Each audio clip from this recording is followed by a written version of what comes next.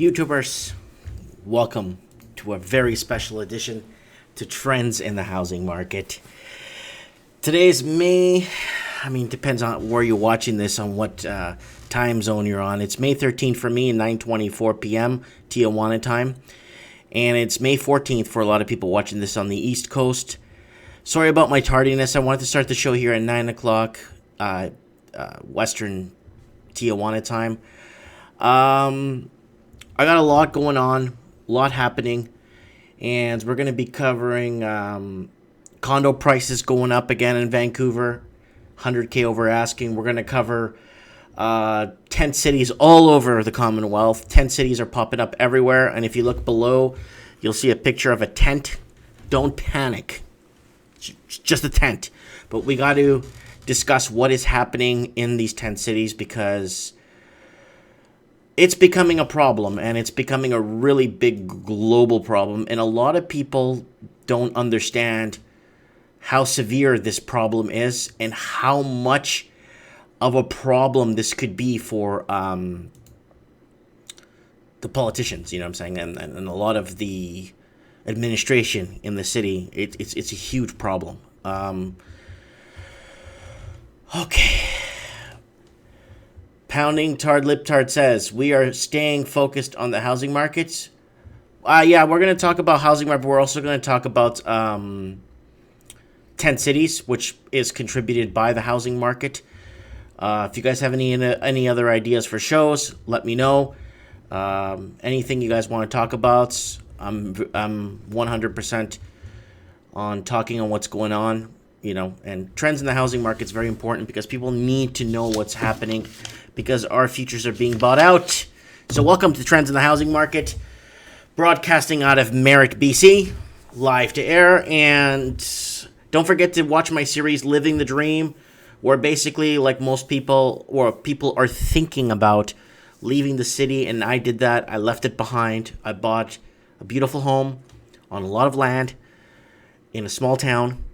And I've never looked back, and I'm so happy and grateful to it. Like that, I have. It's a lot of people have dreams of living off grid. I know a lot of people have dreams of like setting something up in the country, and it's nice. It's nice to be to have that dream and live that dream, and I feel it's a conspiracy that living in a big city is a conspiracy because people need to be manipulated. What's happening is it's people are being manipulated into thinking that they need to be part of a bigger agenda.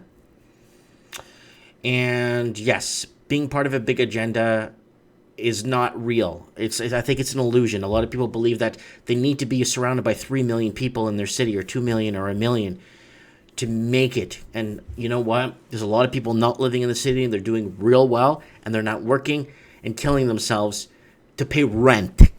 Just rent.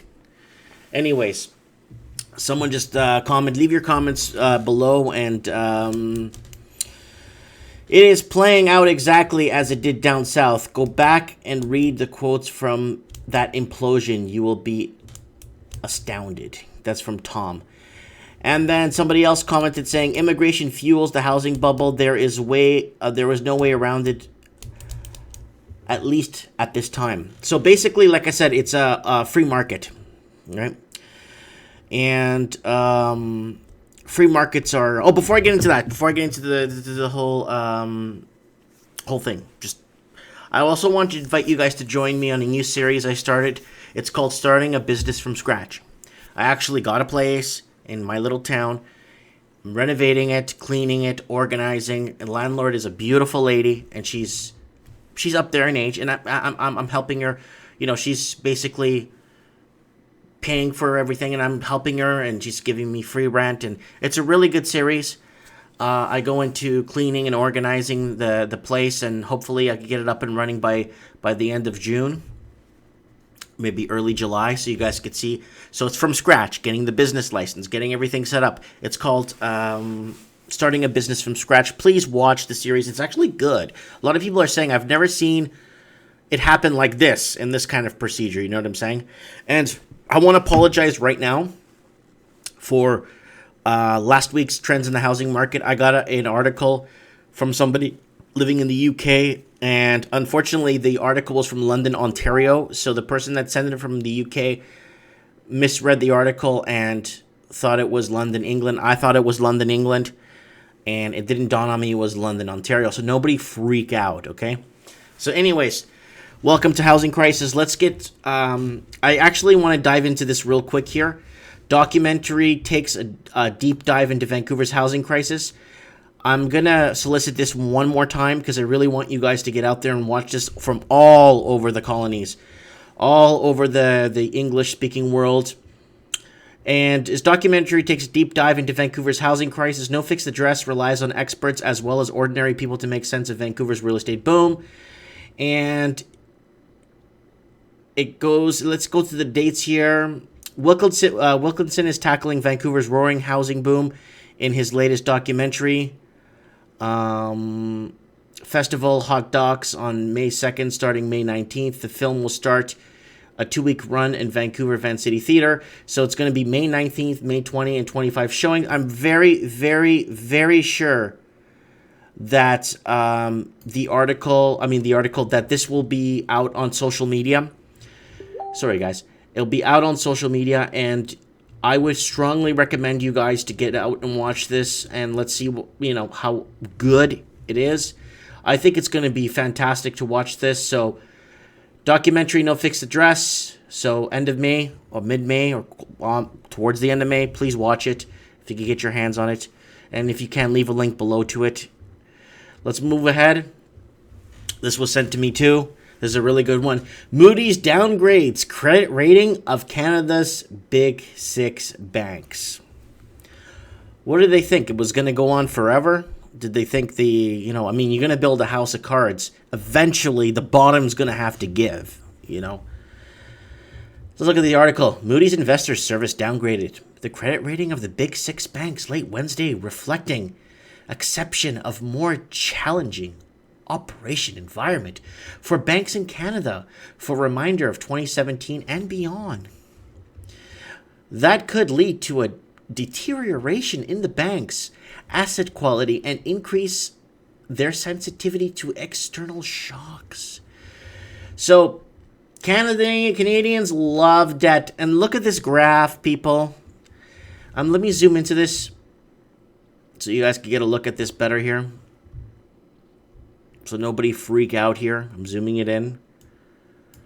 So here it is. That's the Canadian household debt. This is, it's crazy. 162.25%. So the TDS to disposable income, credit market debt disposable income quarterly in percent. I can't believe this. People were pretty much maxed out around here. Pretty much. So everyone's in the last, 10 years have been riding this housing bubble and living off equity, I guess. In January 2013, Moody's downgraded the long-term ratings of the senior debt of 6 of the country's largest banks by a notch. On Wednesday, there was another one-notch downgrade on the baseline credit assessment long-term ratings of Toronto-Dominion Bank, Bank of Montreal, Bank of Nova Scotia, Canadian Imperial Bank of Commerce, National Bank of Canada, and Royal Bank of Canada and their affiliates. Well, what's going to happen when you put garbage on the books? When the lender is taking an application, and basically a lot of, I'm not saying these banks, but there's a lot of fraudulence going on. And basically Steve the plumber is saying downgrades of the 6 big bank means it will cost more to borrow money, and that is passed on the end consumer. So it's passed on to the consumer. Interest rates are going up, people, and very true. And someone's asking me how the flooding is here, and there's it's just one little river that goes through, and they've already sandbagged it, and it's very far from me. So people concerned about the flooding here in Merritt. Somebody actually commented and asked me that. I'm sorry, it took me a while to get back, but the flooding is it's beautiful. When you drive by and see the river that high, it's actually nice to see, but they have it under control. I I'm not affected here where I'm up on the hill, so I'm okay. So banks downgrades.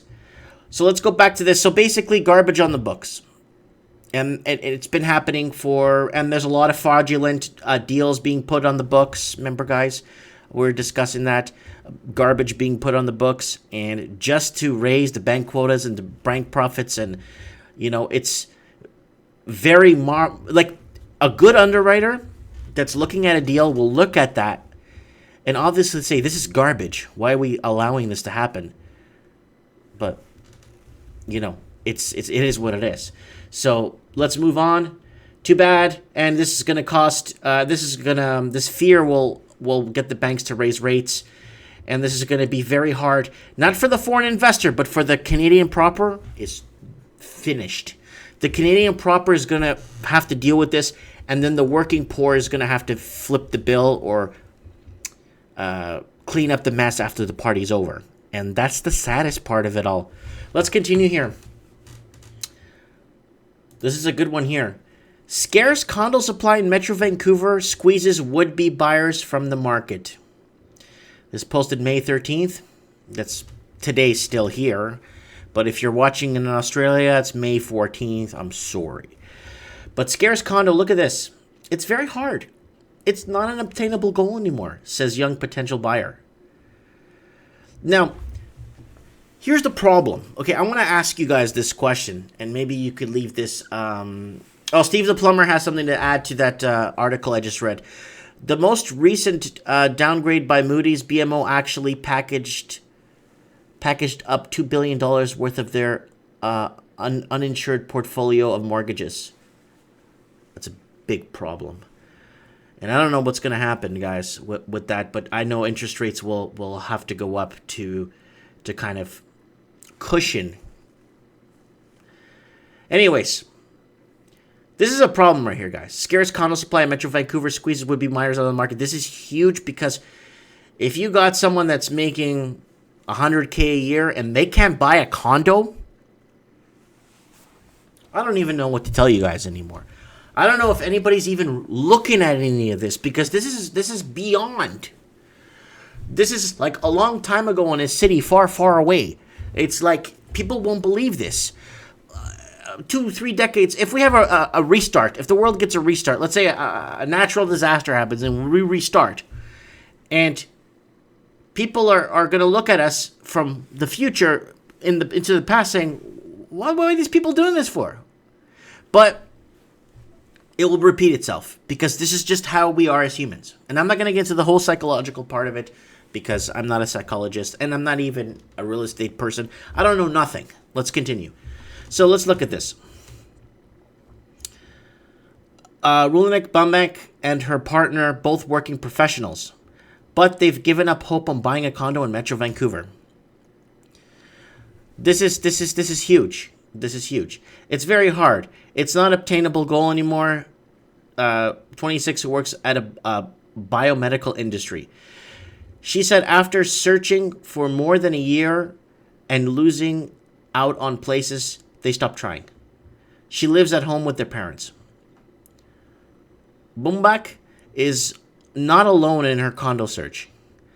The high demand for detached homes that occurred in Metro Vancouver in 2016 has been replaced this year by rising demand for condos and townhomes, said Jill Odile, president of the Real Estate Board of Greater Vancouver.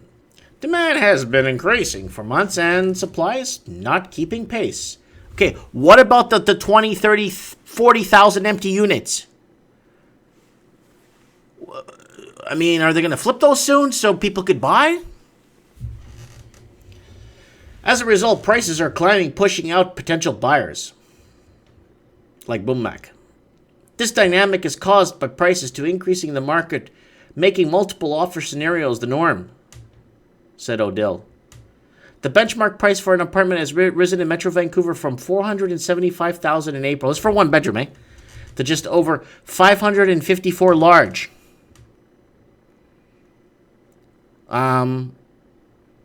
This is huge. 554 large, but no one panic because Sydney, They're just around 1 million Australian dollars for a one bedroom. I've seen there with no parking. With no parking, mind you, it does come with indoor plumbing, but 1 million Australian dollars. And you're probably wondering, yeah, what's the exchange? It's on par with the Canadian dollar, folks.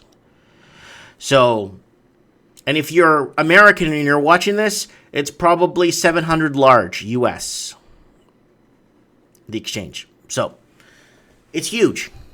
It's enormous. It's beyond anything that's repairable. I really feel sorry for a lot of the politicians in power. Yeah, a lot of them were the cause of this and all that. They got a big problem right now. This is, like I said earlier, a long time ago in a city far, far away. People won't believe this. Like, they could make a whole trilogy saga of this because this is so big. Experts blame the higher condo prices on lack of new housing projects and government incentives. Okay, so what do you tell me? So the city of Vancouver, Sydney, Melbourne, Auckland, are those cities, London, are they going to become now resorts for the rich? Because that's what it's looking at. You know, a lot of people were telling me, you know, oh, poor boy. People were commenting on some of my videos. Oh, poor white boy can't afford a house in Vancouver. Get lost. We don't want you here. It's like, okay, so I did. I left. I can't fix this problem. I could talk about this problem all day.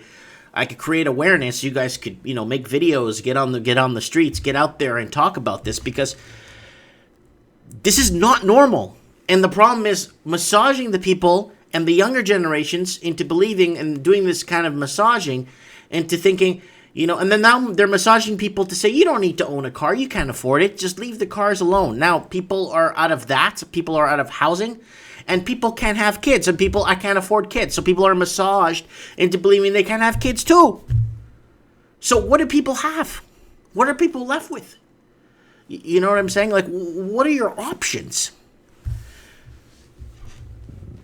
Do incentives drive up prices? Tom Davidoff, an associate professor with urban economists at the University of British Columbia, said just as the housing market was starting to cool off, the introduction of the home buyers program, which helps first-time buyers with a loan up to 5% of the purchase price, propped up the market and helped drive up prices.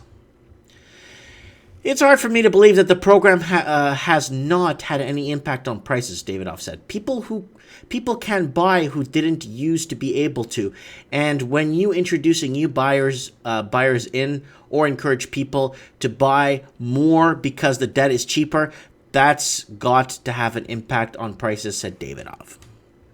According to the ministry responsible for housing, 1,288 applications for the first-time home buyers program have been approved as of May 11th, with 20.5% of them approved for Metro Vancouver properties.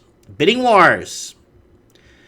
So bidding wars is something that never happened before until the last couple of years. Bidding wars are outrageously, you know, real estate agent Steve Sarteski. Sorry, I always get his name wrong. Sorry, Steve. This guy is a god when it comes to. Check out his channel, Steve Saretsky. This guy, I'm serious. This guy is the god of condos in downtown Vancouver, building permits, building rights, understands. He's an agent himself. Look him up on YouTube. This guy is really good. And becoming a common occurrence with 44% of the condo sales in Vancouver West in April selling over the asking price. So it's a lot of first-time buyers, a lot of local investors that are trying to get into the condo market. You know, it's really what people can afford. So I think that everyone just has this kind of get-in mentality right now, and that's really what's driving this, said Saretsky. Multiple offers are propelling prices. Condos, for instance, 421 square foot, one-bedroom condo on House Street, purchased below, was listed for $399,000 and sold for $53,000 above the asking price. 421 square foot. How many square foot's the fridge? 10? 12 square feet? The fridge? Like the floor space? The oven's what? How many square feet? 12? 12 square feet? I'm not too sure. But, I mean, once you start putting in appliances so you could live, and a counter, like let's say a 20 square foot counter, I don't know. Like, I'm not making fun of the people for buying this. I just don't understand why they're buying this. You know what I'm saying? So let's read some articles here. Okay. I have a sunny day. Yes, it's been only the rich and poor welfare. No more middle class. It's called working poor, people. Mario DeSetti says, it's a sick problem. Don't pay the mortgage for 3 months. The whole nation and see what happens and force the banksters to be put in jail. Amen. And remember, guys, what happened in Iceland, where Iceland was basically, this is what happened. I mean, you could look it up to confirm it. What happened was England was trying to pass on, this is what I heard happened. England was trying to pass on its debt from the EU to Iceland. So Iceland has to pay their debt off or something. So Iceland said, so no more. So they left, or they discontinued being with the EU, or whatever happened. Then they jailed all the banksters, put everyone in jail. They had protests outside. The police were on the side of the protesters. It was beautiful. And now Iceland has been affordable again. Iceland is basically one of the safest countries in the world. Iceland's GDP is growing far, far more than everyone expected. They thought it was going to crumble and fall. And then I think it was British Airlines or British Airways, whatever it was. They don't want people from Iceland flying because they consider them like not good or bad people for, and it was, you look this up. It's a back and forth thing. It's a really good story. I covered it on my Portuguese side channel, and that got a lot of looks, got over, I think, 7 million views. But very important to understand that it all boils down to the whole banking system and all the interlying back securities and all that stuff that's happening, you know what I'm saying? So let's go back. Okay, there's a lot of comments here happening. So, anyways, yeah, and then someone from Finance and Economics says prices need to be reset to lower levels. That's very true, and it has to. I mean, I don't even know. Like, I don't know how people think this is normal. Unless everyone is so massaged into like believing that this is it and I've come to terms, and this is what it is, and we can't change anything. Let's move on. Oh, this is still in Vancouver. Vancouver's out of control. In the city of Vancouver, the city that I left, basically, because I wasn't making headway. Average price of Vancouver Westside condo nears $1 million. Yes. Realtors describe multiple offers packed on open houses and condos selling for up to $100,000 over asking price. $100,000 buys you 2 bedrooms in Phoenix, Arizona. Buys you 2 condos, in Phoenix, Arizona. $100,000. 2 condos for $100,000. 100 large. This is $100,000 over asking price. Condo nears $1 million. I'd rather buy Chuck Norris's house that was for sale for $1 million. He was asking $1 million for it in Atlanta. I think he ended up getting $840 for it. Okay, after a heated 4 months, condos and townhouses sales, the average sales price for a condo on the west side of Vancouver is nearly $1 million. Unless everyone got a major raise there, unless everyone got a major raise in Vancouver, this is nuts. The market condition has started to feel familiar in Vancouver. Realtor Steve Saretsky, once again, the king of Vancouver, right there, echoing the fever pitch of 2016 before the market cooled off abruptly following the introduction of 50% foreign tax in Metro Vancouver. Condos have been quicker to recover than single-family houses. They're cheaper to get into, and then now this new loan that went in. It's really frustrating for buyers, Saretsky said. Multiple bids are common, which Saretsky believes that the key factor is pushing up prices. I've had a few clients make a couple of bids and get outbid and then take a step back and exit the market. You're at the mercy of the seller. And the insanity of multiple offers that we saw in houses last year has come to condos, and the most selling in a week, all over asking price, he wrote. He described that 2 recent sales in Westminster, which has become particularly hot area for condos. A 1-bedroom sold for 100 large over asking, and another sold for 50K over asking. Again, back to this craziness. Let me see.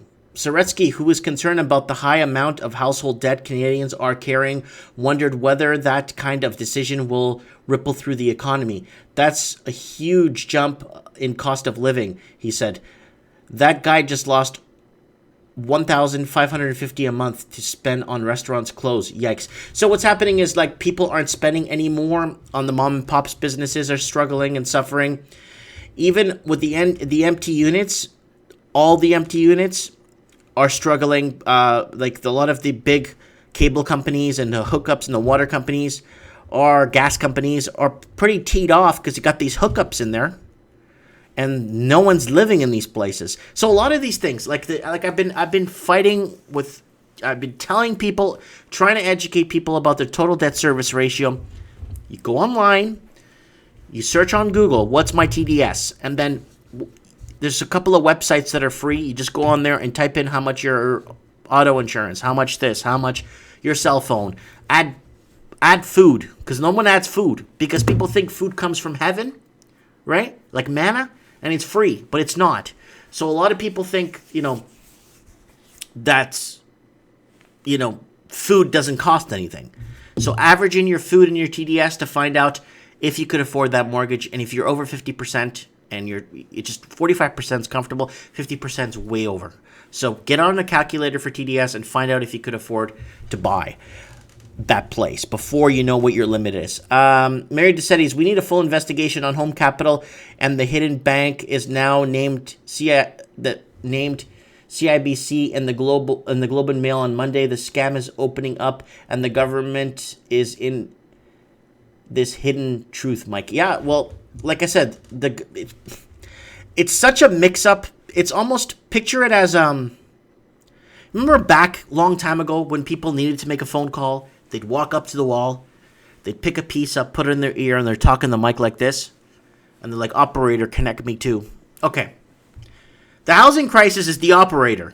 Okay. So the operator is the housing crisis. And she's plugging in all these things going around, all these laws, bylaws, shortages, this, that, new tax. Like, it's so mixed up right now that the operator right now is in huge confusion, that she doesn't even know where to connect to what, because there's so much connection going on that it's being overloaded. Anyways. Yeah, so $1.5 billion in renewal mortgages that Home Capital has to unload on CIBC, invested 3 times. Those are mortgage-backed securities, basically. People are betting on them, on the markets. And Buddy's saying inflation is a scam. Of course, basically you work for free, and that's what's happening. Anyways, let's move on here, guys. $1 million.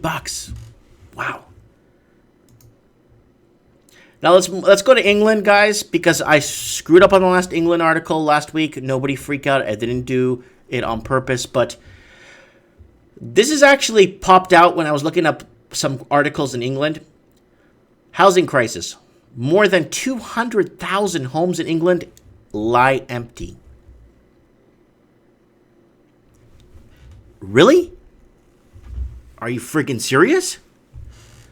Birmingham is the city outside London with the most unused properties, followed by Bradford and Liverpool, new figures show.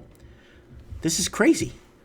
More than 200,000 homes in England with a total of value of £43 billion. £43 billion were empty for the last 6 months in 2016, despite desperate shortage of properties to rent and buy. This is nuts. 43 billion in empty properties? I mean, everyone's sold out, I guess. You got 200K empty. But let me ask a question. Okay, Buddy sells his house. He's got to buy another house unless he goes to rent. So if you have 200,000 empty properties, you have 200,000 displaced families or individuals. Right? You multiply that by 3, that's 600,000 people that are displaced in that area, or they left the country. The only thing I can imagine is Buddy sold house, moved to Portugal, moved to the Algarve in the south. A lot of people from England go to Portugal for vacation and live there too, in the south. So that's the only thing I could come up with. It's like 200,000 home. Okay, I'm selling my property. Someone buys my property. I leave with the earnings. It's either that or everyone's renting. But then you're 200,000 units short. That's crazy. Okay. According to the official figures, Birmingham was the worst affected city outside of London, with 4,397 empty homes worth estimated 956 million, followed by Bradford and Liverpool. The wealthy borough of Kensington and Chelsea was the worst performer in London, as super rich owners rejected renting them out or selling up in favor to leaving their properties lying idle. So, let's go over here. It's lots of. There's a Yale, of course, in finance on YouTube by Robert Schiller, one of the lecturers on the real estate. Over the last 100 years, real estate prices have risen at 1.2% per year. Okay, and somebody else commented, when condos are going for $1 million, but the true number of empty units are proof that shady people are among us, and it is one big scam. The sooner or later it will end, just a matter of when it happens. Then Mario saying, Europe is now being forced to pay taxes on bank accounts and raise property tax. And in the UN is forcing Germany first. And then someone else commented, a lot of prices increase where we've seen in the last 40 years. And then Buddy comments in reply to Mario saying it's called a bail-in, and that's what it is. So someone's commenting, when Mario DeCetis is going to have a live show. Mario, please have a live show. We need you live, buddy. We need your comments. We need to have some feedback and go back and forth here. Anyways, if you feel rich on 70K, it is because of a broken housing system by Don Foster. That's pretty cool. Let's keep going there. So, watch this. This is good. In response, squatter groups have sought to occupy empty homes. In one group in January, taking over 15 million in central London property purchased by Russian oligarch in 2014 to open a homeless shelter. Well, it is as a homeless shelter. Councils and government have worked to cut the number of empty homes, primarily by reducing tax incentives, which encourage owners to leave properties unused. Damn it. So, I'm going to zoom this in. Look at this, people. Homes sitting idle for the last 6 months. Look at London. Birmingham, Bradford, Liverpool, Leeds, Sheffield, Sutherland, Wakefield, Doncaster, Blackburn. It's incredible. It's phenomenal. But where do these 200... Okay, I know people die, but 200,000 properties empty. The people must have to jump ship and leave the country. It's not making sense because now you're 200,000 properties short, unless people are moving in with more people. And if someone could help me with this, because you're 200,000 properties short, let's average it 2 people per property. Let's just say, okay, that puts it at 400,000. Okay, 200. That puts it at 400,000 people.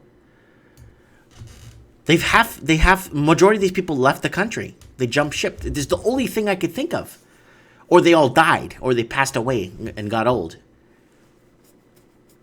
Because you're 200K short, which means you have to bring up 200K more properties to rent. Unless everyone left the big city and went to the country. Anyways. I'm just reading some comments here. Someone says land is still cheap in Mexico, but it's very hard to buy. I've already tried to buy in Mexico. I was going to buy lots of land there and a house, a ranch, on 2 different occasions. And they just don't sell to foreigners. So they wouldn't sell to me. 2 times, two incidences, where one in the state of Guerrero and the other one in the state of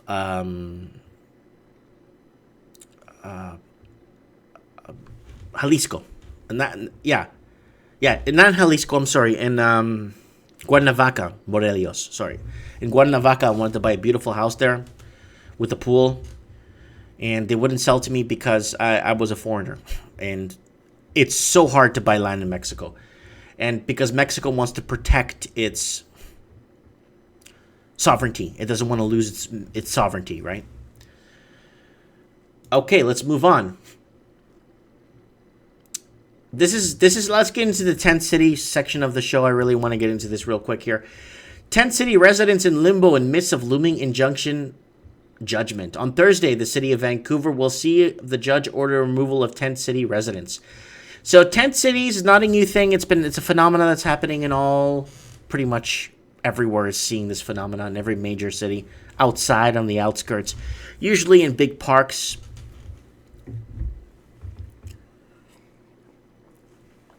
Someone said they're subscribing to my channel. Thank you so much. But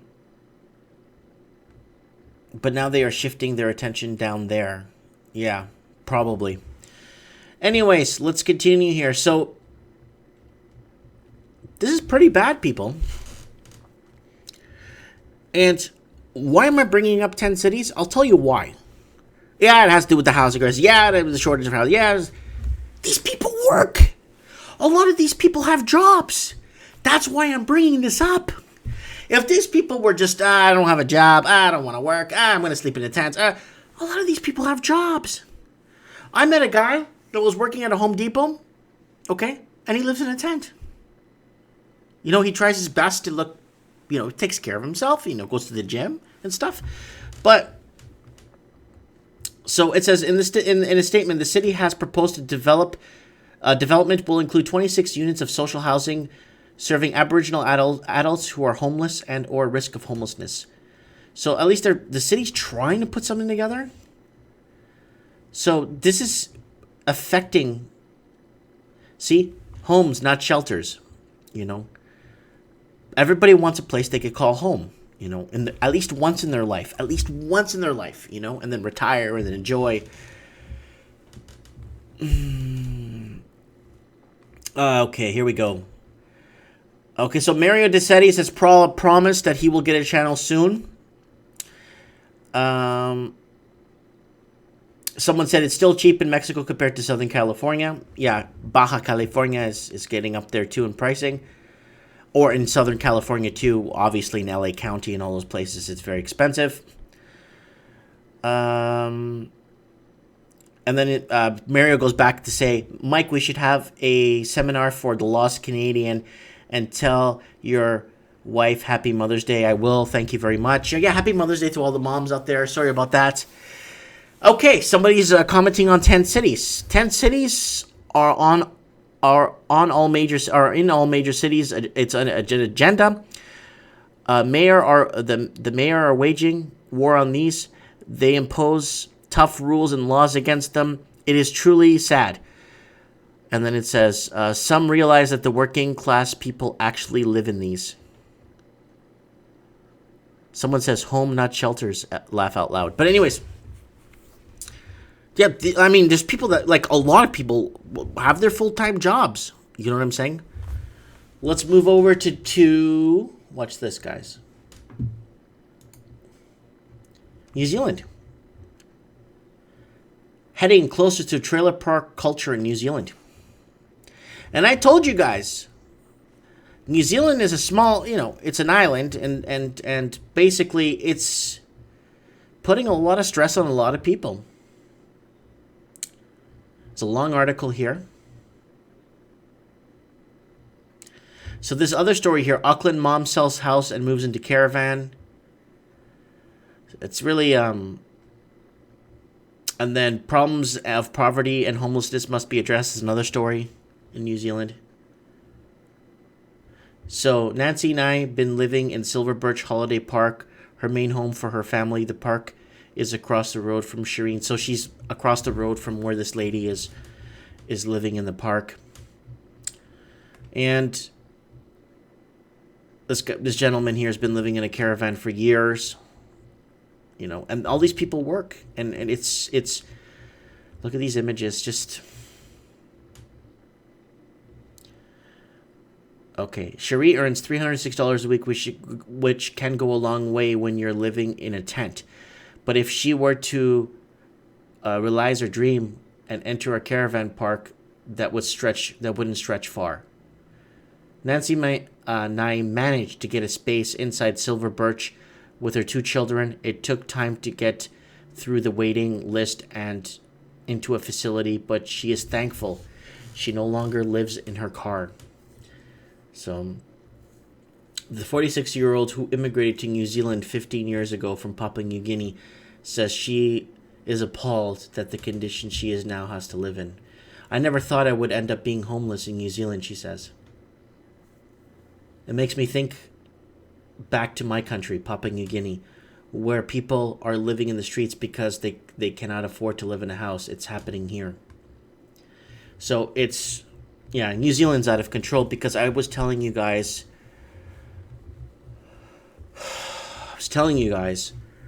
40 people to a house in New Zealand. Look up the article. It's on Google. It's on record.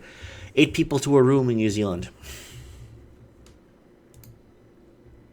This is Tacoma, Washington. Tacoma is seeing this too. South of Vancouver here. A number of homeless people in Tacoma on the rise. Emergency services such as shelters are stretched to and encampments along the city sprout. Video and David published on October 20, 2015. Staff, this is the video from, but this article, people don't freak out, is actually from... It's from May 11th, so it's actually from 2 days ago. I wanted to add this in because it's from May 11th, 2017. 10 cities from Tacoma's homeless, too much S's, are coming soon. Again, you know, and you know what's happening in Seattle, a lot of foreign investing going on, and a lot of people can't afford to live in their own city anymore. And, you know, Seattle's home to Starbucks, quite a few tech companies. And a lot of the companies are feeling the strain of having to hire qualified people because they just can't find people qualified to work. You know what I'm saying? Okay, Google this to get a great article. Live feed won't allow me to post the link. Toronto real estate agents are losing their shirt over these charts. So people, look this up. It's really hard for me to do this when I'm streaming live, but I'll add it to next week's show or Wednesday show, Hump Day show, Housing Hump Day, if you want to call that. I don't know. Agents are losing their shirts over these charts. Yeah, Mike, Tacoma is also seeing a boom. Funny how they show and paint a different picture on a certain news article. Yeah. Yeah, and Microsoft's in Seattle. Thank you for commenting there. Who am I? Anyways, like I said, this is, Green said could cost anywhere from $750,000 to $1 million a year to operate. Okay, I thought that was for a home. But Seattle's seeing this. Tacoma. They're getting brochures printed in foreign languages and flying in investors. Flying in.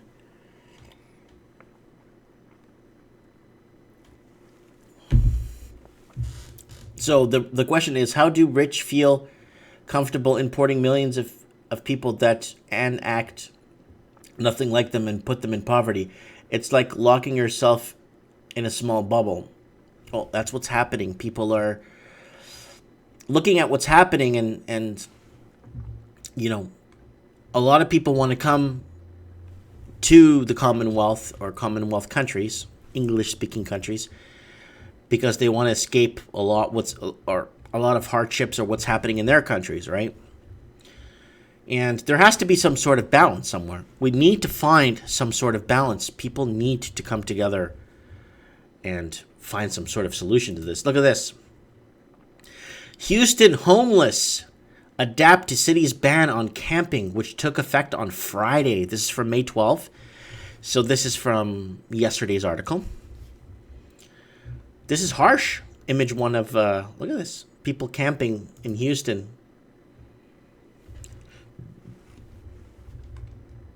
Lisa Little, 39, sat on a wheeled office chair on the sidewalk of Congress Street on US 59 overpass, about two home run lengths of Minute Maid Park. Little said that she can't find a friend's couch to crash on. She sleeps at the overpass where on Friday a dozen or so cardboard mats stretched across the sidewalk.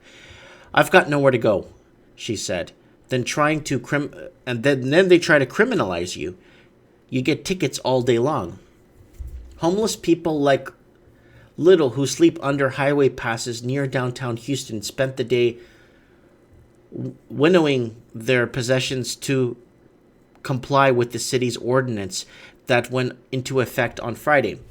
It's not a crime to sleep outside, but it is illegal to set up tents or any other structure for living in a public place, and any personal belonging must fit inside a 3-foot cube.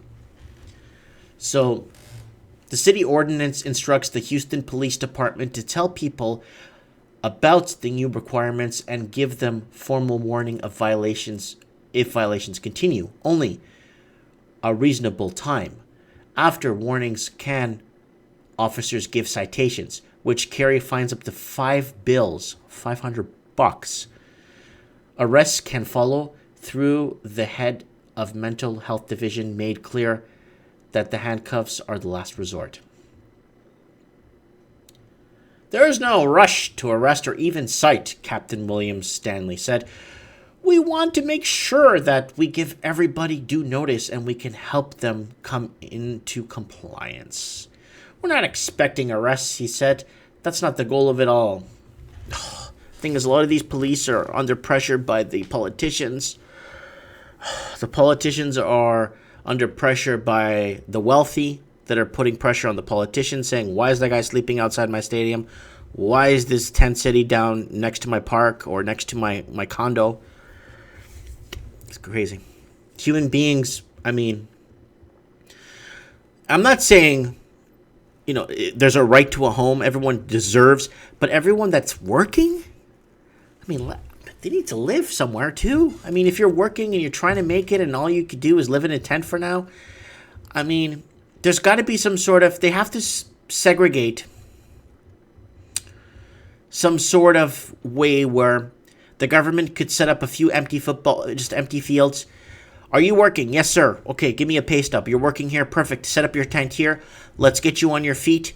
We'll serve you food and stuff, so you're not out on the streets. We'll serve you a breakfast, and we'll serve you dinner when you come home from work. Once you have enough, we'll point you to direction of affordable housing within your pay grade. And that's amazing. If they did that, set up the tents for them, everybody's, living there, they get their free breakfast and dinner, they show their pay stub every week to make sure they're still working, and then people, I'm just getting this off the top of my head, and then people, basically, when they have enough in savings, okay, sir, you've saved enough, you have enough for your first and last month, go ahead, sir, there's these places for rent, go ahead on Craigslist, go ahead, get your place, sir, and continue working and living your life. That should be, something they should think of. Let's continue here. Bills included. Tent in Sydney. Backyard advertised for $130 a week. So now you could go on private property and you could rent out a tent. That's in Sydney, Australia. Look at this. Bills included. $130 a week. Sydney rents raise fastest since 2011, worrying trend. More rent bidding apps launched in Australia to rental revolution looms. I'm going to make a whole show about rental apps. It's nuts. People just got these apps. As a landlord, it's fantastic. You could get, the sky's the limit for rent. But then when people are bought out of rent, or people can't afford to rent because someone has more than they do, this is bad, people. Like I said, it's going to be, these cities are going to be, what do you call those places? Tourist cities, or a pad for the rich. And that's it. Renters might be used to forking out big bucks to live in inner city Sydney, but their resolve was seriously put to the test on Wednesday when a tent in Sandham backyard was advertised for rent $130 a week. Don't worry, Sydney insiders, still have some sense of fair deal, and outrage quickly ensued. The ad, which was swiftly shared on platforms such as Reddit, stated a $200 bond would also be required, and noted potential housemate would have to help keep the house clean and do the washing up. Really? You're in a tent. Here's the article, people, if you want to see it.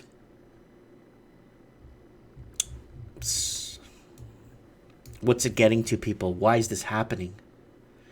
Because when people don't have a fixed address, they can't apply for work. And when people can't apply for work, it's just a domino effect. It's just a vicious circle. You know what I'm saying? Anyways, there's tons of comments here. Canada's certainly transitioning into a massive recession. Oh, it's not a recession. It's a depression. They call it camping. In reality, this is what these folks call home. Government will word it the way to jellyfish their stance. Yeah, for sure. Yeah, we're camping on the side of the highway. Yeah, that's what's happening. Yeah, someone said you could put 20 tents in your backyard and start a side business. I would never do that. I would never. I mean, I would like to help people, but I wouldn't I wouldn't give people the option of doing. You know what I mean. It's harsh. It's not fair. But I left the city. I did my part. I said I can't. I'm gonna give my rental up, and apparently the person that rented the house, the townhouse I lived in, was very grateful that I left, because she was on the market looking for a rental property for her and her 3 or 4 kids and her husband, and they were looking for months. And I kind of said, you know what? Let me take my family out of here. It's gonna make space for another family. Anyways, let's keep going. Orange County. Yeah, Orange County's. They're trying to avoid this as much as possible. It's by a KPCC news in Orange County. Homelessness up 7% in Orange County. Latest count shows. Look at that. Look at this image, people. Let me get this image over here for you guys to see. Let me see if I could scroll this thing over. I can't. There's a big tent there. And yeah, let me see if it lets me scroll it over. There it is. Look at that, people. Once again, it's...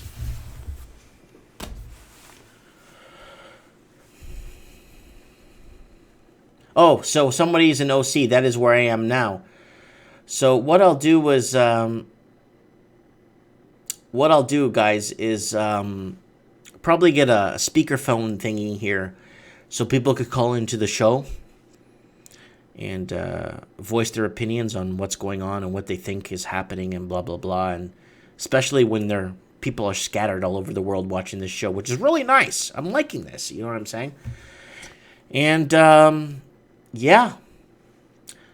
that's it for now, people. There's a lot of articles being sent to me. I'm going to take them all into consideration and add them for next week's show. Send me stuff through the week, guys, on, I think it's called Instagram. I'm on Instagram there. I have a fan page above on my YouTube channel. Click on my fan page. It's on my Portuguese side. The whole Portuguese-speaking world's in a different cup of tea. There's like 8 or 9 countries that speak Portuguese. And they're facing different problems, more political stuff. Non-transparency in government. Basically what's happening with our housing problem and other little underlying problems we're having here in the West. But they're having other problems there. And I've been covering those problems and kind of trying to smooth things over and create an understanding on what's really going on. But yeah, so basically California is all messed up. I am not surprised by anything they come up with, especially in the Orange County. The rich will complain about everything and get it shut down. Right.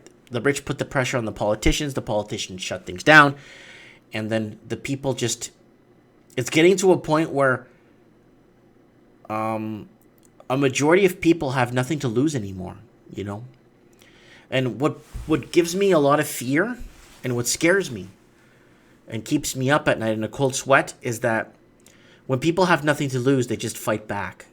And violence doesn't solve anything. Wars, civil wars, violence, it just... Basically, the victor just writes the history and sugarcoats and changes it. When people have nothing to lose, they fight back, and that worries me. Because people should have something. Some people should have, you know...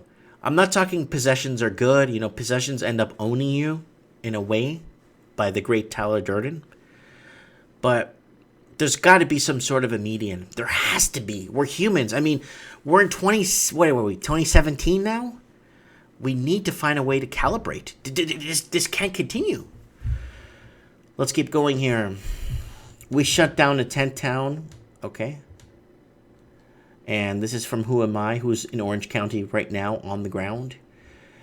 Thanks for putting together this show, Mike. It is nice to have a live forum to discuss this housing craziness. Yes, guys, it's coming to the end. I am so tired, and people living in other time zones. This will be basically up tomorrow with commercials, of course. All the AdSense money for you guys, so you guys on the know, goes to the women's shelter that I've been donating to for the last, I think, 6 years now.